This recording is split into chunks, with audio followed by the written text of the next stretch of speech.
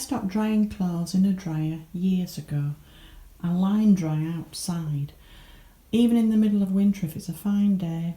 My neighbour used to say, even if it just lightens them, get some of the moisture out, you can always finish them off on a dryer, or if it's raining, load them up on the dryer. But there is a knack to doing this, so I'll show you.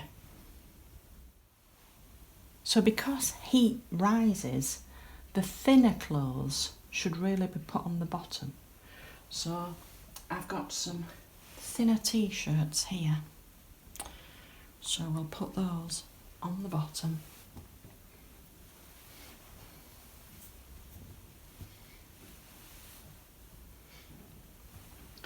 Thicker things, I've got some thicker leggings, go on the top. And I've got a towel that can go on the top.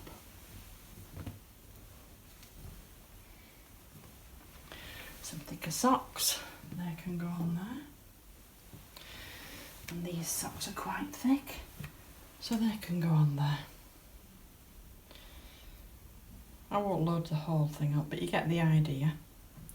And then after an hour or two, come back to it and actually turn things around and over,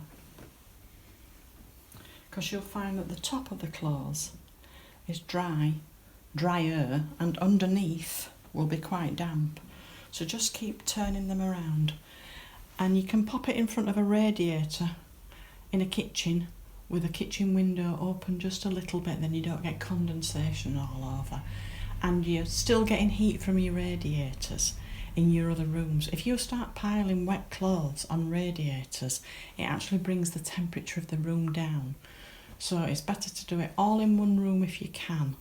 I find the kitchen is best, and if I've got the oven on, I'll put the clothes area round the oven so that the heat from the oven helps dry the clothes. So that's just another little money saving tip.